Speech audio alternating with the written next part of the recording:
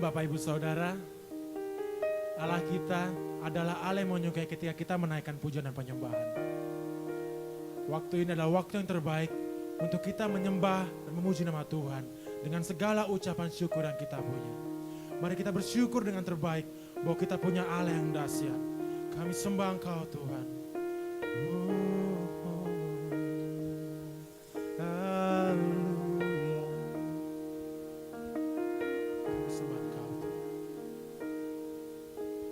Semusim berlalu, namun Kau selalu peliharaku.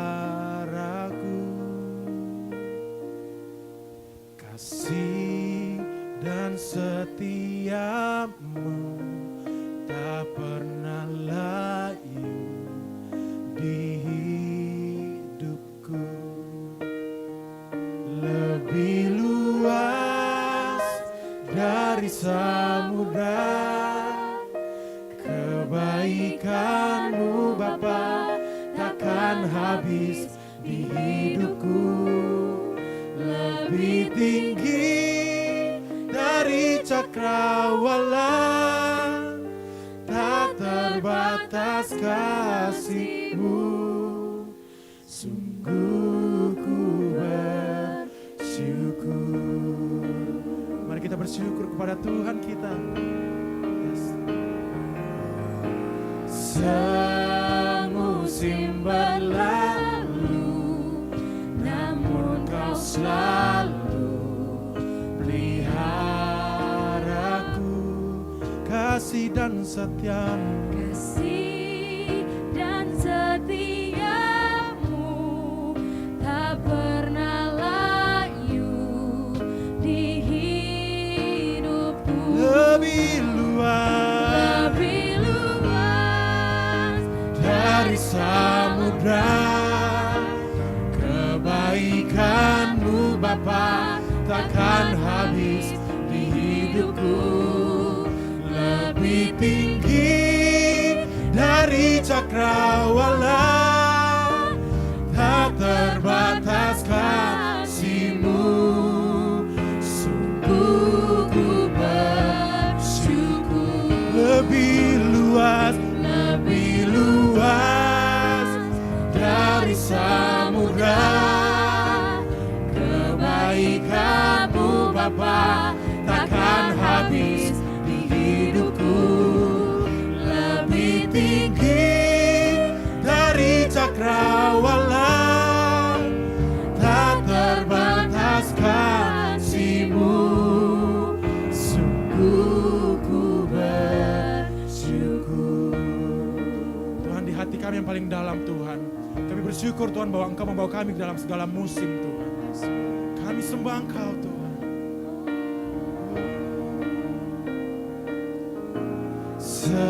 Semusim berlalu, namun Kau selalu peliharaku. Kasih dan setia-Mu tak pernah layu di hidupku. Lebih luas dari samudra, kebaikan-Mu Bapa takkan habis di hidupku. Lebih tinggi dari cakrawala, tak terbatas kasih-Mu. Sungguh ku bersyukur. Lebih luas dari samudra, kebaikan-Mu Bapa takkan habis di hidupku. Lebih tinggi dari cakrawala, tak terbatas kasih-Mu. Sungguh ku bersyukur. Kami sembah Engkau Tuhan. Lebih luas dari samudra, kebaikan Bapa takkan habis di hidupku, lebih tinggi dari cakrawala, tak terbatas kasih-Mu. sungguh ku bersyukur. Tak terbatas kasih-Mu, Sungguh ku bersyukur. tak terbatas kasih-Mu, Sungguh ku bersyukur.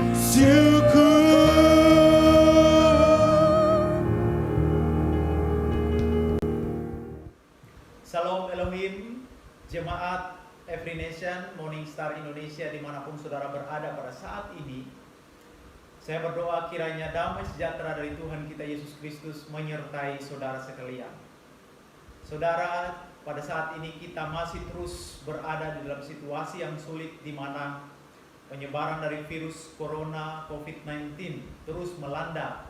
Bukan saja di Indonesia, tetapi terlebih khususnya kita di Bali ini, kita disuruh untuk tinggal di rumah, kita disuruh untuk melakukan social distancing, dan juga kita melihat perekonomian yang lesu dan banyak hal yang terjadi yang kita alami. Tetapi satu hal yang kita yakini bahwa firman Tuhan berkata di dalam Yeremia pasal 29 ayat yang pertama, yang ke-11 berkata, sebab aku ini mengetahui rancangan apa yang ada padaku mengenai kamu, yaitu rancangan damai sejahtera, bukan rancangan kecelakaan, untuk memberikan kepadamu hari depan yang penuh harapan.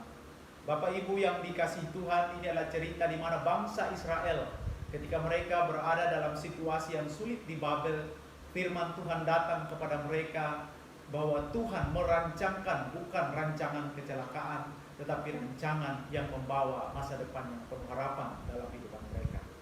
Nah, hari ini mari kita merenungkan bersama firman Tuhan di dalam Matius pasal yang ke-28 ayat yang pertama sampai ayatnya yang ke-10.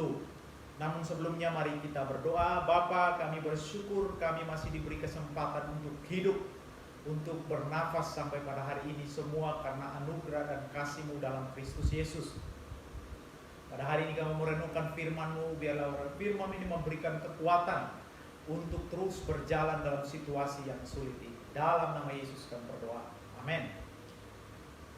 Kita bersama-sama melihat Matius pasal 28 ayat 1 sampai yang ke-10 berkata, setelah hari Sabat lewat, menjelang menyingsingnya fajar pada hari pertama minggu itu, pergilah Maria Magdalena dan Maria yang lain menengok kubur itu. Tiba-tiba terjadilah gempa bumi yang hebat, sebab seorang malaikat Tuhan turun dari langit dan datang ke batu itu dan menggulingkannya lalu duduk di atasnya. Wajahnya bagaikan kilat dan pakaiannya putih bagaikan salju. Penjaga-penjaga itu pun gentar ketakutan dan menjadi seperti orang-orang mati. Akan tetapi malaikat itu berkata kepada perempuan-perempuan itu, janganlah kamu takut, sebab aku tahu kamu mencari Yesus yang disalibkan itu. Ia tidak ada di sini, sebab ia telah bangkit, sama seperti yang telah dikatakannya. Mari, lihatlah tempat ia berbaring. Segeralah pergi dan katakanlah kepada murid-muridnya bahwa ia telah bangkit dari antara orang mati. Ia mendahului kamu ke Galilea. Di sana kamu akan melihat dia. Sesungguhnya aku telah mengatakannya kepadamu. Mereka segera pergi dari kubur itu dengan takut dan dengan sukacita yang besar, dan berlari cepat-cepat untuk memberitahukannya kepada murid-murid Yesus. Tiba-tiba Yesus menjumpai mereka dan berkata, salam bagimu. Mereka mendekatinya dan memeluk kakinya serta menyembahnya. Lalu kata Yesus kepada mereka, jangan takut, pergilah dan katakanlah kepada saudara-saudaraku supaya mereka pergi ke Galilea, dan di sanalah mereka akan melihat aku. Saudara, kisah ini saya akan beri judul adalah Carilah Tuhan. Kisah ini berbicara mengenai di mana keadaan yang dialami oleh Maria Magdalena ketika dia mengikuti Yesus. Maria Magdalena adalah seorang wanita di mana Yesus pernah mengusir 7 roh jahat dari dirinya. Dan dia adalah orang yang terus-menerus mengikuti Yesus dan dia tahu Yesus melakukan banyak mujizat, Yesus menyembuhkan orang sakit, Yesus membuka mata orang yang buta, telinga orang yang tuli, Yesus membangkitkan orang mati, Yesus memberi makan 5.000 orang, bahkan 4.000 orang. Maria Magdalena ini tahu persis apa yang dilakukan oleh Yesus. Mungkin pada saat itu Maria Magdalena mungkin dalam pikirannya berkata, wah, ikut Yesus ini enak sekali, dapat asuransi kesehatan, kalau sakit langsung disembuhkan, bahkan juga makanan berlimpah karena Yesus bisa mendapatkan mujizat. Ya mungkin itu motivasi yang ada. Tetapi di sisi lain juga kita melihat bahwa Maria Magdalena menyaksikan apa yang terjadi di dalam diri Yesus, yaitu di mana ketika Yesus ditangkap dan disiksa, dicambuk, bahkan sampai disalibkan, mati di atas kayu salib, Maria Magdalena ada di sana. Ketika Yesus tergantung di atas kayu salib, Maria Magdalena berada di bawah kaki Yesus dan menangis di situ. Saudara yang dikasihi oleh Tuhan, pada waktu Yusuf Arimatea pun menurunkan mayat Yesus dan meletakkannya di dalam kuburan. Dalam Matius pasal 27 ayat yang ke-61 dikatakan, Maria duduk di depan kubur Yesus bersama teman-temannya. Tidak tahu sampai kapan dia duduk di situ, tapi dikatakan dalam Matius 27 ayat 61 bahwa Maria Magdalena duduk sampai di situ, duduk di situ dan menangis, sedih, cemas, bahkan khawatir, ketakutan karena orang yang dia agungkan, yang dia idolakan telah pergi dan telah meninggal. Saudara yang dikasihi Tuhan, kita akan didorong untuk terus maju dalam situasi yang sulit ini, terus mencari Tuhan apapun situasi yang kita alami, kalau kita mengetahui fakta-fakta yang terdapat di dalam Matius 28 ayat 1 sampai 10 ini. Fakta yang pertama adalah Tuhan tahu kita. Matius 28 ayat 5 berkata, akan tetapi malaikat itu berkata kepada perempuan-perempuan itu, janganlah kamu takut, sebab aku tahu kamu mencari Yesus yang disalibkan itu. Tuhan tahu apa yang Maria Magdalena lakukan. Tuhan tahu apa yang sedang dia alami. Dan Maria-Maria yang lainnya, dia tahu semua apa yang terjadi. Waktu Yesus ditangkap, waktu Yesus disalibkan, waktu Yesus diturunkan dari kayu salib dan dimasukkan ke liang kubur oleh Yusuf. Maria ada di situ dan Tuhan tahu persis apa yang dia sedang alami. Saudara, poin yang saya mau sampaikan di sini adalah Tuhan juga tahu keadaan kita saat ini. Tuhan tahu bahwa saya dan saudara berada dalam ketakutan. Tuhan tahu engkau lagi berada dalam kesedihan. Tuhan tahu bahwa Bali ada atau sedang diserang oleh COVID-19. Bahwa Indonesia sedang diserang oleh COVID-19. Bahkan ada beberapa negara di seluruh dunia melakukan lockdown. Tuhan tahu persis semuanya itu. Bahkan juga Tuhan tahu pariwisata sedang ditutup. Bahkan Tuhan tahu ekonomi dan bisnis lagi turun. Bahkan mungkin ada yang di PHK, ada yang dirumahkan karyawan pada hari ini. Tuhan tahu. Bahkan juga Tuhan tahu kalau Anda sedang sakit hari ini. Tuhan tahu semuanya itu. Saudara, waktu saya SMA dulu, saya bercita-cita untuk kuliah. Tetapi karena keadaan keluarga yang tidak bisa memungkinkan untuk saya kuliah, maka saya tidak bisa kuliah. Tetapi di dalam hati saya ada suatu bisikan supaya saya bisa ke Bali. Tuhan tahu perjalanan hidup saya.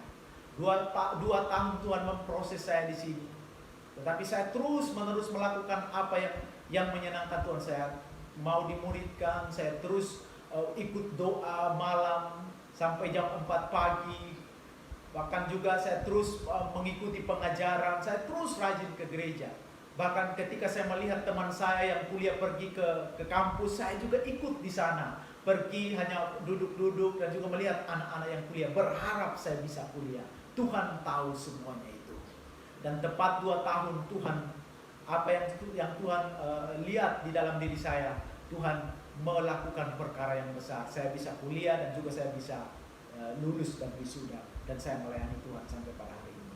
Jadi apa yang saya mau sampaikan pada hari ini adalah bahwa Tuhan tahu apa yang sedang engkau alami saat ini. Tuhan adalah Allah yang maha tahu. Bahkan ketika bangsa Israel yang berada di Babel itu merasa bahwa Tuhan meninggalkan mereka, tapi di Yeremia 29:11 tadi Tuhan berkata, aku mengetahui rancangan apa yang ada padaku mengenai kamu. Nah, menariknya adalah kata tahu di dalam bahasa asli Alkitab itu memakai dua kata, yaitu ginosko dan oida. Dan kata yang dipakai di dalam Matius 28 adalah kata oida.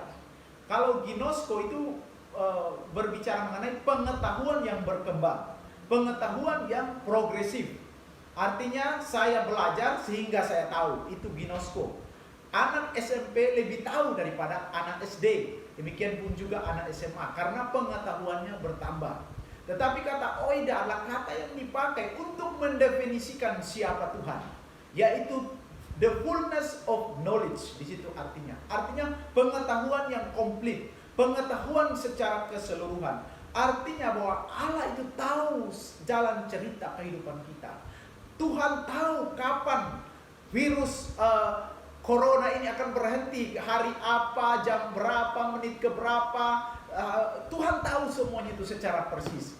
Tuhan tahu bahwa segala sesuatu yang terjadi dalam kehidupan kita, bahkan bisnis kita yang sedang down, bahkan mungkin kita sedang mengalami duka cita hari ini, bahkan mungkin kita yang sedang mengalami kesakitan. Tuhan tahu semuanya itu, karena Dia adalah Allah yang Maha tahu. Bahkan di Injil lain berkata, bahkan rambut di kepala kita pun tidak akan jatuh tanpa seizin Tuhan.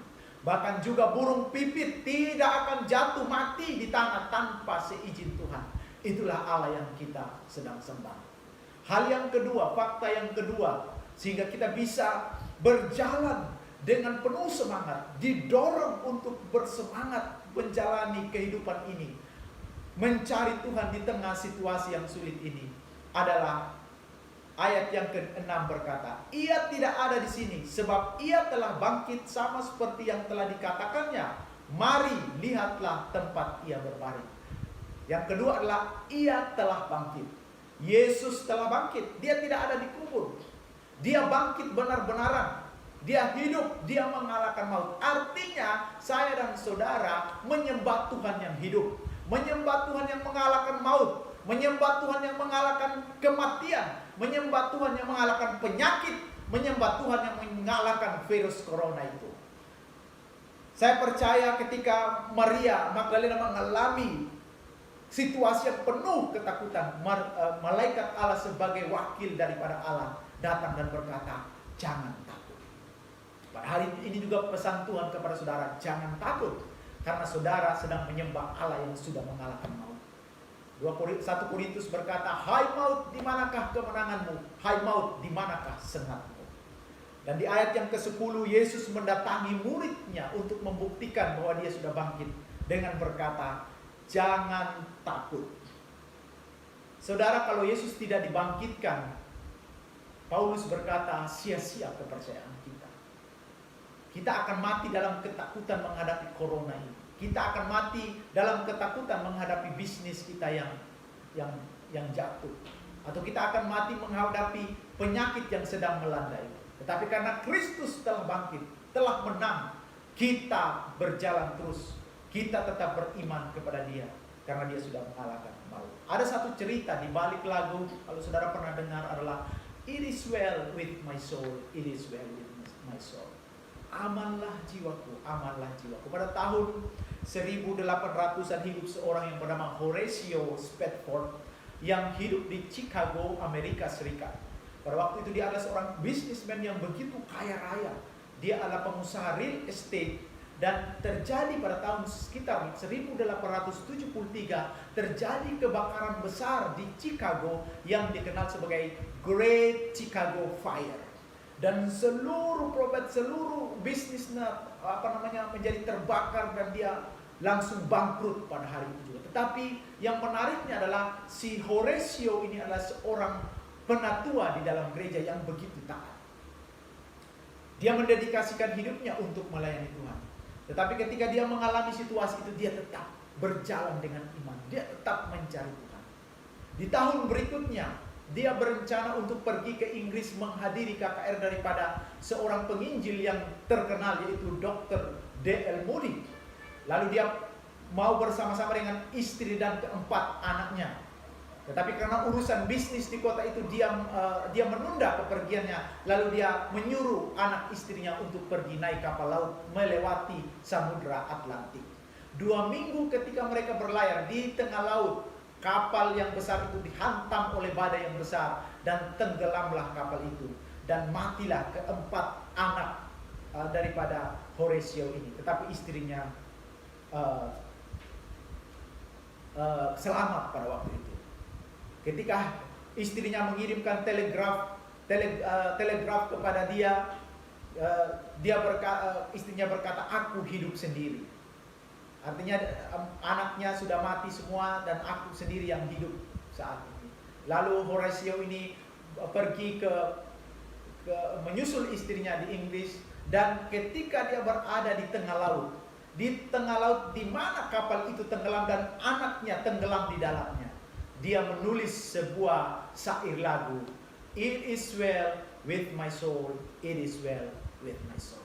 Artinya ketika dia memikirkan situasi yang begitu buruk datang melanda dia tetap mengatakan, ini baik bagi jiwaku, baik bagi jiwaku. Karena aku tahu Allah yang kusembah adalah Allah yang bangkit. Dan istrinya juga menulis sebuah surat yang berkata, aku punya 4 orang anak dan keempatnya telah diambil daripadaku. Tetapi suatu hari nanti aku akan tahu mengapa.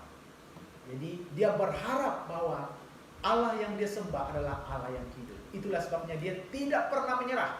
Akhirnya di tahun berikutnya mereka, karena pengucilan dari orang-orang di sekelilingnya, karena satu dan lain hal, akhirnya mereka pindah ke Yerusalem. Di Yerusalem apa yang mereka lakukan? Mereka membuat suatu badan misi yang disebut sebagai American Colony, di mana mereka memberikan makan orang sakit, membantu orang-orang yang tidak punya rumah, dan mereka tetap semangat melayani Tuhan karena mereka tahu mereka sedang menyembah Allah yang hidup. Saya percaya hari ini kita sedang menyembah Allah yang mempersiapkan masa depan yang penuh harapan di depan kita, meskipun situasinya seperti ini sekarang. Pada beberapa minggu kemarin, Presiden Ghana memberikan pidatonya sebelum dia mengumumkan. Ketika dia mengumumkan lockdown negaranya, dia berkata, kami tahu bagaimana menghidupkan kembali perekonomian. Tetapi yang kami tidak tahu adalah bagaimana menghidupkan orang mati. Nah, Yesus yang kita sembah adalah Yesus yang tidak saja menghidupkan orang mati, tetapi dia juga menghidupkan perekonomian yang mati, menghidupkan iman kita yang mati, menghidupkan segala situasi apapun yang mati, melebihi daripada semuanya itu. Bahkan dia adalah Allah yang telah menghancurkan kematian dan maut dengan mati di atas kayu salib. Dia juga yang telah menjadi pembela bagi saudara. Dia juga yang telah mempersiapkan masa depan bagi kehidupan saya dan saudara. Kiranya firman Tuhan ini dapat memberikan semangat, mendorong kita untuk terus mencari Tuhan dalam situasi yang sulit ini. Sebab Tuhan tidak pernah meninggalkan saya dan saudara. Dia memiliki masa depan yang penuh harapan di depan saudara. Tuhan Yesus memberkati. Mari kita berdoa. Tuhan, saya memberkati seluruh jemaat dimanapun mereka berada, yang mengalami kesedihan, khususnya Pak Purnama dan istri pada hari ini, yang melepaskan bahwa Tuhan tahu apa yang mereka alami. Bahkan mungkin yang ada yang sedang bangkrut, yang sedang dirumahkan, yang sedang bergumul untuk sakit penyakit, yang sedang bergumul untuk perekonomian. Tuhan mengetahui semua apa yang dialami oleh jemaat-Mu, Gereja Morning Star, Gereja Every Nation, dimanapun mereka berada pada hari ini. Engkau tahu dengan betul, karena Engkau Allah yang hidup, Engkau Allah yang telah bangkit dan mengalahkan maut itu. Kami mempercayai Engkau, karena masa depan kami di dalam Engkau penuh pengharapan. Terima kasih Tuhan, kami bersyukur pada hari ini di dalam nama Yesus kami berdoa. Amin. Kami memuji kebesaran-Mu,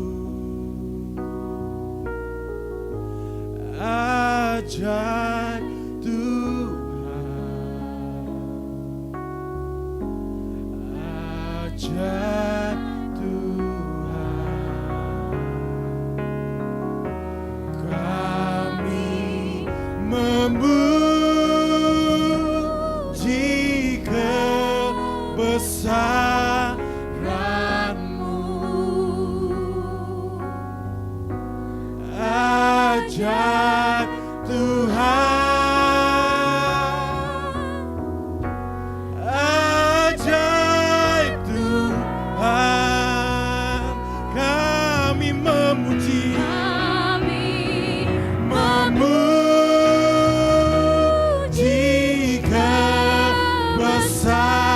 kebesaran-Mu, kebesaran-Mu.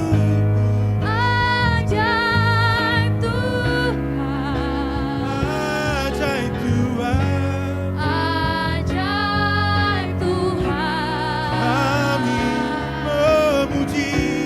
kami memuji